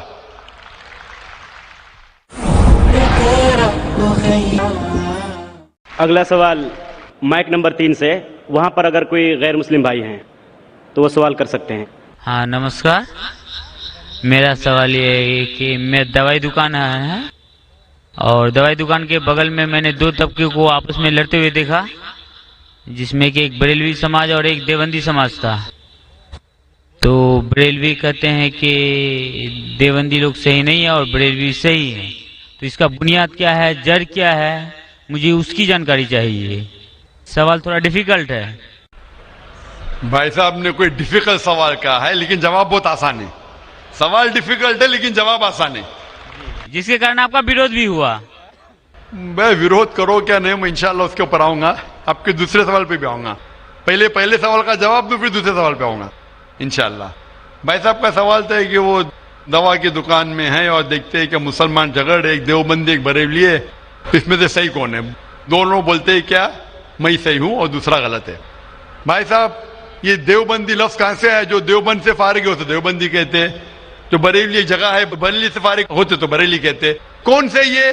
وہ مسلمان سے یہ جو قرآن پہ عمل کرتا ہے, جو قرآن اور صحیح حدیث پہ عمل کرتا ہے, چاہے دیوبندی ہو, بریلوی ہو, ندوی ہو, مدنی ہو, کوئی بھی ہو, کدھر سے بھی ہو, ہندوستانی ہو, امریکن ہو, سعودی ہو, جو قرآن کے پیغام پہ عمل کرے, جو اللہ نے فرمایا اس کے اوپر عمل کرے, اور اللہ کے رسول کی صحیح حدیث پہ عمل کرے, وہ صحیح ہے. اسی لیے جاننے کے لیے کون صحیح ہے, آپ کو قرآن مجید تو ترجمے سے پڑھنے پڑے گا. اگر قرآن مجید ترجمے سے نہیں پڑھیں گے تو مشکل ہے جاننے کے لیے کون صحیح ہے کون غلط ہے. تو میری تقریر کی بنیاد تھی یہ. سوال مشکل تھا, جواب بہت آسان ہے. جو قرآن پہ عمل کرے اور اللہ کے رسول کی صحیح حدیث پہ عمل کرے وہ لوگ صحیح ہے. آپ کا دوسرا سوال, یہی لوگ نے آپ پہ تنقید کی. بھائی صاحب, ہاں دوسرا سوال میرا سن لیجیے. بھائی صاحب میرا جواب تو پہلا سنو نا. آپ نے بولے کہ لوگ تنقید کرتے ہیں. ایک اصول ہے کہ جو بھی مشہور ہے اس کے اوپر لوگ تنقید کریں گے. دنیا میں سب سے بہترین انسان کون, دنیا میں سب سے مشہور انسان کون؟ آدم علیہ السلام سے لے کے آج تک کے ہسٹری میں سب مانتے ہیں کہ سب سے بہترین انسان محمد صلی اللہ علیہ وسلم ہے. نہ ہی مسلمان, غیر مسلمان بھی کہتے ہیں. اگر آپ کتاب پڑھیں گے مائیکل ایچ ہارٹ کی 100 most influential people in history, 100 سب سے زیادہ انفلوئنشیل دنیا میں, نمبر 1 پہ وہ کہتے ہیں محمد صلی اللہ علیہ وسلم. آپ جانتے ہیں سب سے زیادہ کتابیں اگر کوئی انسان کے خلاف لکھی گئی ہے وہی محمد صلی اللہ علیہ وسلم. محمد صلی اللہ علیہ وسلم جیسے نیک آدمی, اچھے آدمی کے بارے میں لوگ نے سینکڑوں ہزاروں کتاب لکھی ہے. تو میں تو ناچیز ہوں, میں تو مقابلے میں ہوں ہی نا ان کے. اور لوگ خلاف کب لکھتے؟ مثال کے طور پر محمد صلی اللہ علیہ وسلم جب پیغام پہنچا ہے اپنا, تو اس وقت کئی لوگ تھے جن کے ذاتی زندگی پہ فوراً اثر ہونے لگا. ذاتی زندگی پہ اثر ہونے لگا. کچھ لوگ کی زندگی سدھر گئی, ان لوگ تو ماشاءاللہ ایمان لے کے آئے. کچھ لوگ کا جو کر رہے تھے ان کا نقصان ہونے لگا. جو لوگ قرآن کی بات نہیں مان رہے تھے ان کا نقصان ہونے لگا. تو جو لوگ کا نقصان ہونے لگا وہ لوگ خلاف بات کرنے لگے. تو آپ دیکھیں گے جو بھی مشہور انسان ہیں, میں نہیں کہتا ہوں میں مشہور ہوں, میں تو بات کرنا بھی نہیں جانتا تھا, بچپن سے ہکلاتا تھا. بات کرتے کرتے اللہ کے راہ میں دعوت دینے کی وجہ سے اللہ تعالیٰ نے اس مقام پہ پہنچایا. نہ میں اپنے آپ کو عالم کہتا ہوں, میں تو طالب علم کہتا ہوں اپنے آپ کو. لیکن کیونکہ میں جو بھی بات کہتا ہوں قرآن مجید کے حوالے سے کہتا ہوں, جو بھی بات کہتا ہوں حدیث کا حوالہ دیتا ہوں. آج بھی جو تقریر میں نے کہا حوالہ دیا نا, میں انسان ہوں, غلطی کر سکتا ہوں. غلط ہے تو آپ آ کے بول سکتے. ذاکر بھائی آپ نے جو حوالہ دیا سورہ قمر کا سورہ نمبر 54 آیت نمبر 17, 22, 32, 40 میں نہیں لکھا ہے وَلَقَدْ يَسَّرْنَا الْقُرْآنَ لِلذِّكْرِ فَهَلْ مِن مُدَّكِرٍ, آ کے بولو. تو میں انسان ہوں, غلطی کر سکتا ہوں. اگر کچھ غلط کہتا ہوں اسی لیے سوال جواب کا سیشن ہوتا ہے. لیکن جو لوگ مجھے غلط ثابت نہیں کر سکتے تو ڈھونڈتے ہیں کچھ چیز کو پکڑے جس کو توڑ مروڑ کے پیش کرے, لوگ کے سامنے میرے بارے میں غلط فہمی پیش کرے. میں جانتا ہوں کہ یہاں کے آرگنائزر نے کہا کہ ایک ویڈیو کلپ لوگ عام کر رہے تھے جس میں کیا ہے کہ ذاکر بھائی کہتے ہیں کہ محمد صلی اللہ علیہ وسلم سے مانگنا حرام ہے, محمد صلی اللہ علیہ وسلم کو ماننا حرام ہے. ابھی میں جب قرآن کو چھوڑ کے ویسٹ سے ثابت کر رہا ہوں محمد صلی اللہ علیہ وسلم کو ماننا چاہیے, تو کیا یہ شخص کہہ سکتا ہے کہ محمد صلی اللہ علیہ وسلم کو ماننا حرام ہے؟ اس میں 2 چیز ہو سکتی ہے. یہ ویڈیو کلپنگ کی ریکارڈنگ کبھی پیس ٹی وی پہ آئی نہیں. جب میں تقریر کرتا ہوں, بات کرتے ہوں, کوئی بھی ریکارڈنگ کرتے رہتے. ہو سکتا ہے کہ سلپ آف دا ٹنگ ہے, کیا کہ سبقت لسان, یا ہو سکتا ہے کسی نے توڑ مروڑ کے پیش کیا ہے. اور توڑ مروڑ کے پیش کرنا بہت آسان ہے. مثال کے طور پر میں آپ سے پوچھوں گا مسلمان سے کہ جارج بش کیسے انسان ہے, وہ کہا جارج بش اچھے انسان نہیں ہے. میں نہیں کو کاٹ دوں گا, لگے گا جارج بش اچھے انسان ہے. اس کو خود کو میں دکھاؤں گا, آپ نے کہا نہیں ہو سکتا ہے سبقت لسان ہے, ہو سکتا ہے سلپ آف دا ٹنگ. وہ سلپ آف دا ٹنگ نہیں ہے, اس نے کہا کہ اچھے انسان نہیں ہے, نہیں کو کاٹا جوڑ دیا اچھے انسان ہے. تو اب سمجھ رہے, بہت آسان ہے. Media media technology. तो इस तरीके से कई क्लिपिंग फ्लोट हो रहे मार्केट के अंदर कि जाकिर भाई बिन लादेन का साथ दे रहे। अरे कब साथ दिया? आप YouTube पे जाएंगे तो आपको क्लिपिंग मिलेंगी, जाकिर मस्जिद से जूते चोरी कर रहा है, जाकिर मस्जिद से जूते चोरी कर रहा है। अभी कोई आदमी सूट पहन के, मेरे अभी शेरवानी पहना माशाल्लाह, सूट पहन के एक्टिंग करके, तो ये लोग अगर खुल्लम खुल्ला सामने आके, इस सवाल का मौका आमतौर पे मजहबी तकरीर में खुल्ला पूछने का किसको मौका कहां रहता है? होता है तो चिट से। मैं पसंद करता हूं हूं बहु पूछो, मैं इंसान हूं, गलती कर सकता हूं, गलती करूंगा तो बोलूंगा माफ करना भाई, इंसान हूं, मैं थोड़ी कहता हूं मैं फरिश्ता हूं, मैं कभी कहा भी नहीं मालिम हूं। अगर मेरे तकरीर में कुछ गलती है तो आप आके बोल सकते हैं जाकिर भाई आप जो कुरान का हवाला दिए गलत है, ऐसे मानी नहीं। अगर सही होगा तो मैं कहूंगा भाई सही, आपको गलत फहमी है। अगर मैं गलत पे हूं तो बोलूंगा गलती है, माफी चाहूंगा। लेकिन ये वीडियो क्लिपिंग तोड़ मरोड़ करके पेश करना, उसी तरीके से मोहम्मद सल्लल्लाहु अलैहि वसल्लम के खिलाफ हजारों किताबें हैं, हजारों किताबें हैं उनके खिलाफ। तो मैं कोशिश कर रहा हूं कि अल्लाह सुब्हान ताला का पैगाम पेश करूं, लोगों को कुरान के करीब लेके आऊं, सही हदीस के करीब लेके आऊं। जो लोग चाहते हैं कि इंसान कुरान के करीब ना आए, सही हदीस के करीब नहीं आए, तो वो लोग ऐसे हरकत कर रहे हैं। इसीलिए माशाअल्लाह माशाअल्लाह क्या हो रहा है कि लोग मेरी तकरीर सुन के अल्हम्दुलिल्लाह इस नाचीज के जरिए हजारों लोग, लाखों लोग कुरान मजीद के करीब आ रहे हैं। वो लोग जिनको पसंद नहीं है कि मुसलमान कुरान के और करीब आए, सही हदीस के करीब आए, वो लोग को परेशानी हो रही है और वो लोग तोड़ मरोड़ के पेश कर रहे मीडिया में। अभी कोई भी इंसान जो जरा भी बुद्धि रखता है, जब मैं कुरान और हदीस के अलावा बाइबल के जरिए साबित करता हूं कि मोहम्मद सल्लल्लाहु अलैहि वसल्लम में मानना चाहिए, वेद के जरिए साबित करता हूं, क्या वो इंसान बोल सकता है कि मोहम्मद सल्लल्लाहु अलैहि वसल्लम को मानना हराम है? अभी आगे मैं क्या मोहम्मद सल्लल्लाहु अलैहि वसल्लम को मानना हराम है, अभी ये लेगी तो बताइए। जाकिर भाई ने कहा मोहम्मद सल्लल्लाहु अलैहि वसल्लम को मानना हराम है, अभी क्या करेंगे? ये मेरा लफ्ज जो है ना, सिर्फ ये पेश करेंगे। मिसाल के तौर पे कुरान में लिखा हुआ है कि नमाज मत पढ़ो, कुरान की आयत है, कुरान की आयत है सूरह निसा में, सूरह नंबर 4 आयत नंबर 43 में, कि नमाज मत पढ़ो। पूरी आयत है नमाज मत पढ़ो नशे की हालत में, नमाज मत पढ़ो नशे की हालत में।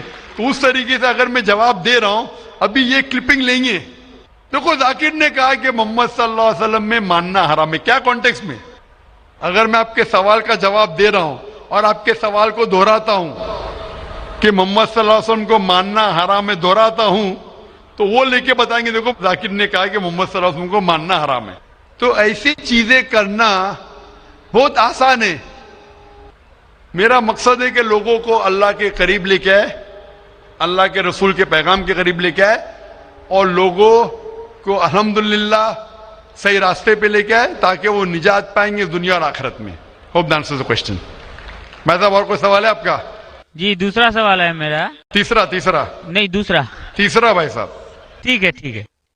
ये तीसरा सवाल है कि बरेली समाज के लोग सुबह सवेरे के टाइम में या नबी सलाम का पढ़ते हैं और असर के वक्त, जबकि देवबंदी समाज में ऐसा नहीं होता है, वो लोग इस्लाम का प्रचार करते हैं, वो लोग ये या नबी सलाम का नहीं करते हैं। कारण? भाई साहब का सवाल है कि कुछ लोग या नबी सलाम अलैकुम कहते हैं, कुछ लोग नहीं कहते हैं, क्या कारण है? जैसा मैंने कहा भाई साहब, आपके सारे सवाल का एक जवाब दे दो, आसान जवाब, कि जो कुरान से मिलता है वो सही है, जो कुरान से टकराता है वो गलत है। तो जो भी अगर आपको सवाल पूछे, भाई साहब पूछो भाई कुरान का कौन सा हवाला है, आपका सवाल है कुरान की कौन सी आयत में कहा गया है या हदीस का कौन सा हवाला है, आसान। आपको एक मास्टर की देता हूं, मास्टर की समझे भाई साहब, मास्टर की, सारे ताले को खोलने वाली चाबी मास्टर की। कोई भी कुछ बोले, कुल हाथू बुनानकुम इनको तुम सादिकीन, कुरान की आयत है। आप अपना सबूत पेश करो अगर आप सच्चे हो। तो अगर कोई भी मुसलमान कुछ कहे तो बोलो सबूत क्या है, कुरान से पेश करो। قرآن سے تو صحیح حدیث سے پیش کرو, حدیث صحیح ہے کہتے ہیں کہ کرو, اگر صحیح حدیث سے ملتا ہے, قرآن سے ملتا ہے تو صحیح ہے. تو کوئی بھی کچھ بھی سوال کرے ان سے پوچھو, قل ہاتو برہانکم, آپ اپنا ثبوت پیش کرو, برہان پیش کرو اگر آپ سچے. بھائی صاحب میں آپ سے سوال پوچھنا چاہتا ہوں, آپ نے اتنے سوال پوچھے مجھے, ہاں آپ نے کہا اسلام کا مطالعہ کیا ہے؟ نہیں کیا ہے. آپ اتنے سوال اسلام کے بارے میں کیوں پوچھ رہے؟ جی بغل میں مسلم کا دکان ہے تو جانکاری ملتے رہتا ہے. ہاں تو مسلم کی دکان بغل میں ہے, بغل کے مسلم نے آپ کو بھیجا ہوگا یہ پوچھنے کے لیے؟ نہیں غلط بات ہے. غلط بات ہے, آپ خود پوچھنا چاہتے. جی. تو بھائی صاحب آپ اتنی تحقیق کر رہے, بریلوی دیوبندی, بحث چل رہا تھا نا. بھائی صاحب آپ قرآن کو ترجمے سے کیوں نہیں پڑھتے؟ وہ بات نہیں, آج بحث چل رہا تھا دو ہی گٹ میں, بالکل صحیح. تو وہ میں چپ چاپ سن رہا تھا. ہاں تو ابھی اور میں نے سوچا آپ سے آ کے کوشچن پوچھوں گا, تو جواب مل گیا آپ کو نا کہ قرآن مجید سب سے بہترین کتاب ہے, جاننے کے لیے کیا حق ہے کیا غلط ہے, سمجھے اپنا. تو میری درخواست ہے آپ سے بھائی صاحب کہ آپ قرآن مجید کا ترجمہ پڑھیے, آپ کو ڈائریکٹ صحیح چیز ملیں گی. نہ بغل والے سے پوچھیے نہ اپنے بغل کے مسلمان سے پوچھیے, ڈائریکٹ قرآن مجید کا ترجمہ پڑھیے. ہندی جانتے ہندی میں پڑھیے, جو زبان جانتے بنگالی جانتے بنگالی میں پڑھیے, اس کے اوپر عمل کرو, آپ کو اس دنیا اور آخرت میں فائدہ ہوگا. حضرات, سب سے پہلے میں آپ کو آداب عرض کرنا چاہوں گا, اور کشن گنج کی دھرتی پہ آپ جو پدھارے ہیں, تشریف لائے ہیں, اس کے لیے میں آپ کو تہہ دل سے دھنیہ واد دینا چاہتا ہوں. میرا نام جتیندر ہے اور میں پیس ٹی وی برابر دیکھتا ہوں اور برابر آپ کی تقریر میں نے سنی ہے, لیکن سوال کرنے کا آج موقع مجھے ملا ہے. مجھے تو یوں لگ رہا تھا کہ ان سوالوں کے جلجلے میں کہیں اپنا اصلی سوال نہ بھول جاؤں, مگر خدا کا شکر ہے مجھے اپنا سوال یاد ہے اور بخوبی یاد ہے. میں آپ سے گزارش کروں گا, آپ نے ابھی کئی باتوں میں ہندو اور مسلمان کو ایک کرنے کی کوشش کی, میں اسے بہت اچھی بات کہوں گا, بہت آپ نے, میں سراہوں گا اس بات کو. لیکن میرا ایک سوال ہے, ذہنی سوال ہے یہ کہ ہمارے, میں جین ہوں ویسے, broadly we are Hindu, so there is a question کہ ہم ہندوؤں میں کسی کو پریشان کرنا یا کسی کی ہتیا کرنا منع غلط کہا گیا ہے. یہ مذہب اس کی اجازت نہیں دیتا, اور جہاں تک اسلام سے میرا تعلق ہے اور اسلام کی مجھے جو تعلیم ہے اور جانکاری ہے, ان کے انسار بے گناہوں کا قتل اسلام میں بھی ورجت ہے. اسلام کہیں بھی کسی بھی صورت میں بے گناہوں کو قتل کرنے کی اجازت نہیں دیتا. اگر آپ میرے سوال کا بخوبی اور میرے ذہن میں جچنے والا سوال ہے یہ جواب دے دیں تو میں بھی آپ کا مرید بن جاؤں گا. یوں تو مرید ہوں ہی, لیکن پھر مرید بن جاؤں گا کہ انسانوں کو سب سے اونچی شریڑی میں رکھا گیا ہے جہاں تک میں جانتا ہوں. اور میں جب قریب اپنے کئی مسلمان انٹلیکچوئلز دوستوں سے سوال کرتا ہوں کہ سب کچھ ملتا ہے مگر آپ بلی کیوں دیتے ہیں, آپ ود کیوں کرتے ہیں, تو انہوں نے کہا کہ یہ چیزیں مسلمانوں کو استعمال کے لیے دی گئی ہے. میں اس پہ کلیریفیکیشن چاہوں گا صاحب کا, آپ کا کلیریفیکیشن چاہوں گا. میں اس سوال کا جواب چاہوں گا آپ سے.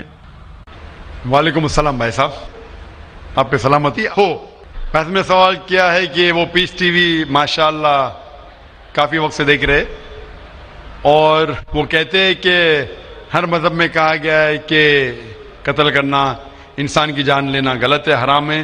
ہندو مذہب میں کہا گیا ہے اور اسلام میں بھی جیسے ان کی جانکاری صحیح ہے کہ بے گناہ کا قتل کرنا حرام ہے. یہ پوچھتے ہیں کہ بلی کہاں تک صحیح ہے.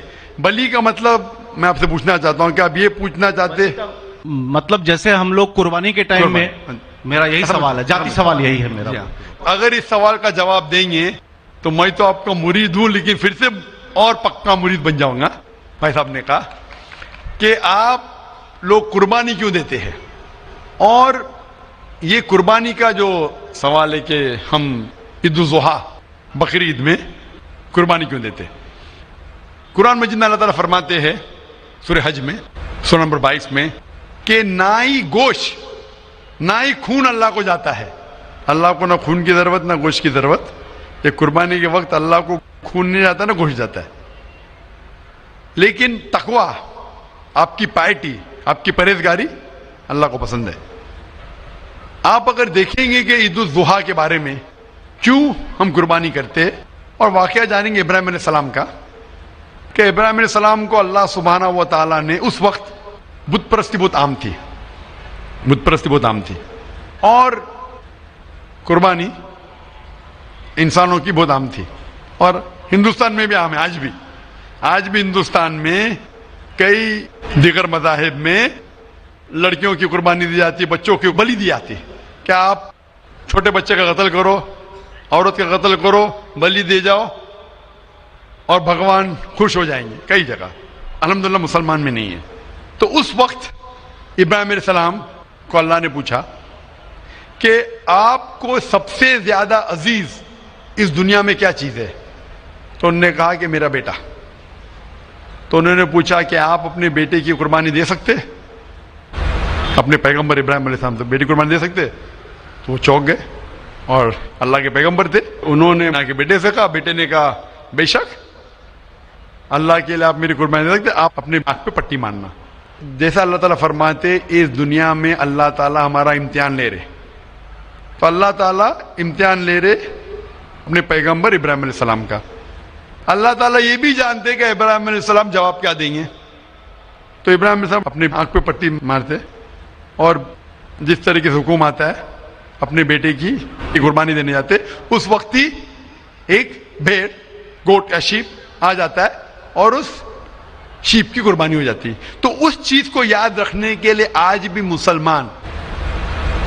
मुसलमान बकरीद के टाइम पे, ईद उल जुहा के वक्त जानवर की कुर्बानी देते, ये याद दिलाने के लिए हमें, क्योंकि ये अल्लाह सुब्हानहू व तआला की तरफ से अपने आखिरी पैगंबर मोहम्मद सल्लल्लाहु अलैहि वसल्लम ने कहा, उसकी बात मानते। लेकिन अगर मैं सोचूं दिमाग से क्यों, तो ये सोच सकता हूं कि ये हमें याद दिलाने के लिए क्या अल्लाह को इंसान की कुर्बानी की जरूरत नहीं, इंसान की जान लेने की जरूरत नहीं। तो जो आज दुनिया भर में आज भी हो रहा है कि बच्चों को कत्ल किया जा रहा है, औरतों का कत्ल किया जा रहा है, बल्कि ये बिल्कुल गलत है। और दोनों में आप देखेंगे फर्क। अगर कोई दूसरे मजहब में, या हिंदू मजहब लो या दिगर मजहब लो, अगर कोई जानवर की बलि चढ़ाई जाती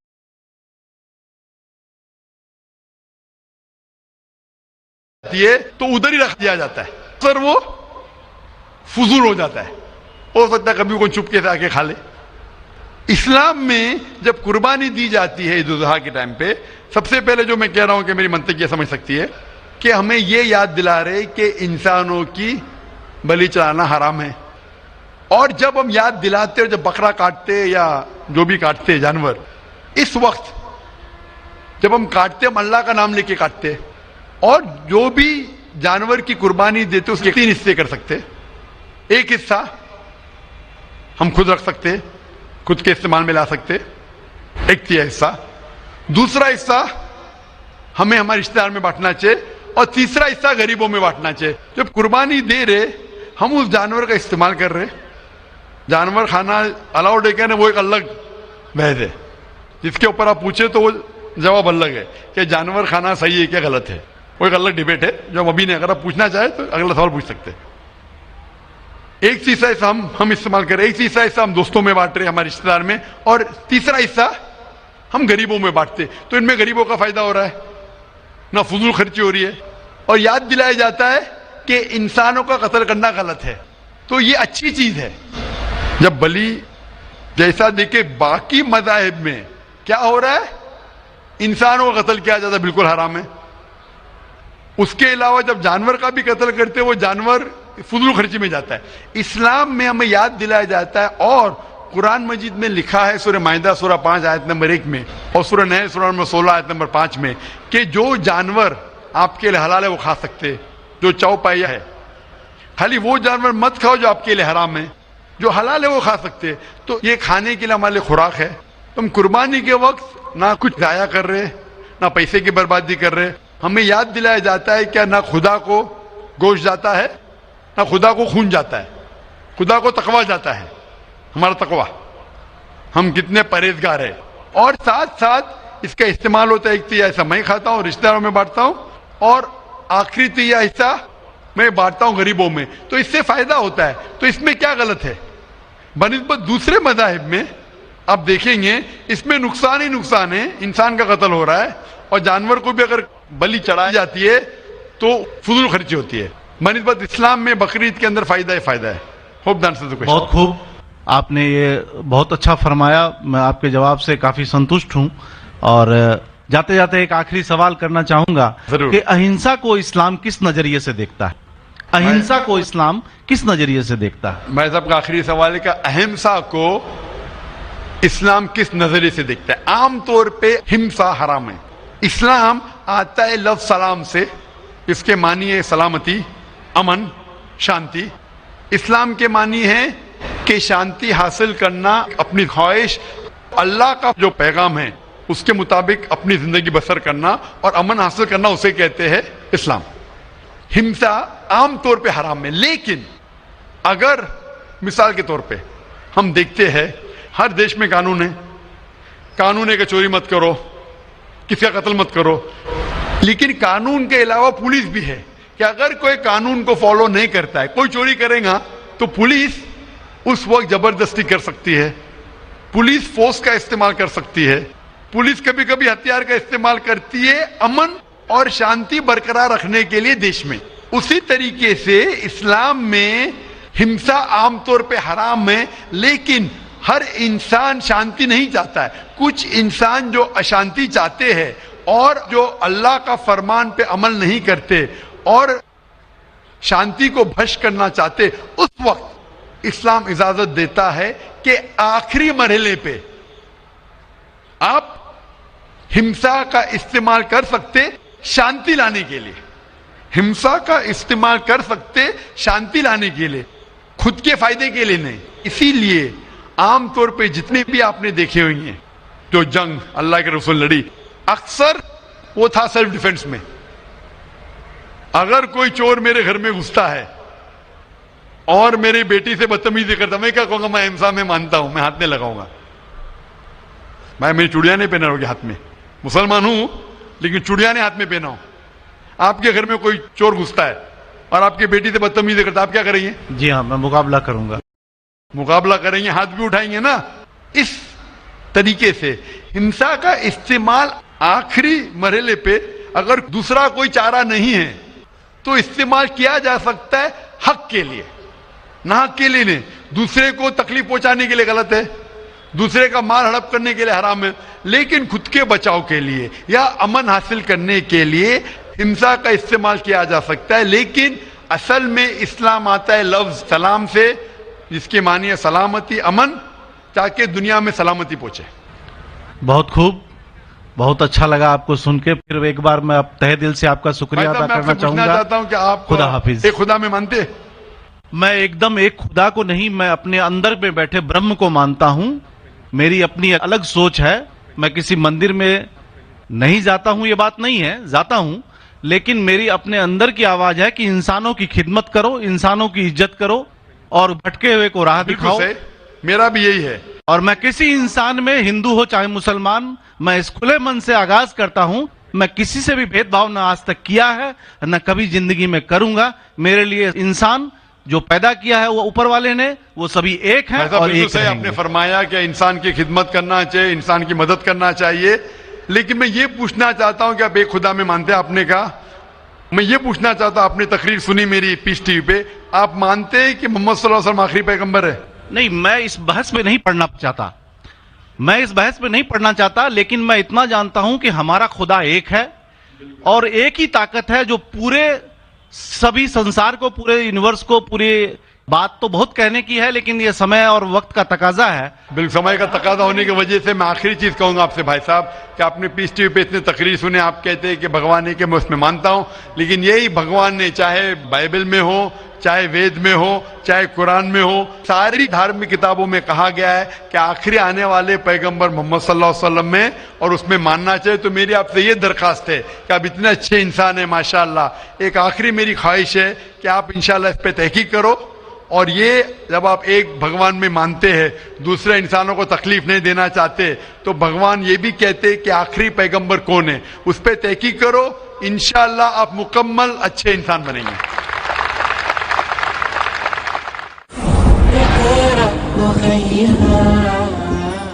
مائک نمبر 2 کی طرف، وہاں پر اگر کوئی غیر مسلم بھائی موجود ہیں تو سوال کر سکتے ہیں. ہاں، میں راجیش کدر بول رہا ہوں. میں انجینئرنگ اسٹوڈنٹ ہوں.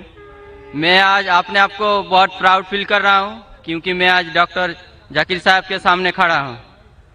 सर, मेरा सवाल ये है कि आपके वैल्यूएबल स्पीच के शुरू में आपने कहा था कि कुरान ही एकमात्र ऐसा किताब है जो हर जाति हर धर्म के लिए एक इंस्ट्रक्शनल मैनुअल है, लेकिन मेरा मानना ये है कि हर जाति हर धर्म के लिए, जैसे हिंदू के लिए गीता और क्रिश्चियन के लिए बाइबल, ये अपना अपना इंस्ट्रक्शनल मैनुअल है। सर, तो मेरा सवाल ये है कि क्या कुरान ही ऐसा किताब है, कोई दूसरा किताब नहीं है जो दूसरे जाति दूसरे धर्म के लिए उसका इंस्ट्रक्शनल मैनुअल होगा? भाई साहब ने बहुत अच्छा सवाल पूछा है। उन्होंने कहा है कि मैंने मेरे तकरीर में कहा कि कुरान सारी जाति के लिए इंस्ट्रक्शन मैनुअल है। मैंने मेरे तकरीर में कहा कि कुरान सारे इंसानों के लिए इंस्ट्रक्शन मैनुअल है। और आपका ये सवाल है कि आपके हिसाब से वेद और भगवत गीता हिंदुओं के इंस्ट्रक्शन मैनुअल किताब है, कुरान मुसलमान की किताब है, इंस्ट्रक्शन मैनुअल है, तो क्या सिर्फ कुरान ही सारे इंसानों के लिए इंस्ट्रक्शन मैनुअल है, ऐसी कोई और किताब है क्या नहीं? ये सवाल बहुत अच्छा है।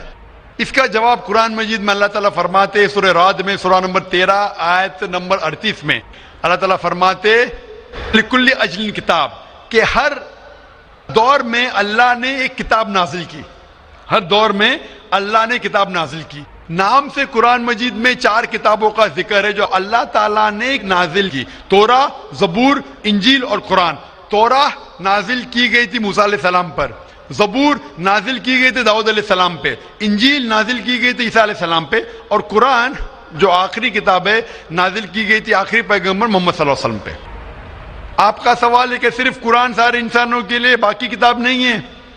अभी ये 4 किताबों का कुरान मजीद में जिक्र है, लेकिन कुरान मजीद में यह भी कहा गया है कि हर दौर में एक किताब है। मिसाल के तौर पे सूफ इब्राहिम, वो भी किताब है। तो अल्लाह ताला ने कई किताबें नाजिल की है, सिर्फ नाम से 4 का जिक्र है, इसके अलावा और किताबें हैं। कोई मुझे हिंदू पूछता है क्या आप कह सकते हैं क्या वेद अल्लाह की किताब है?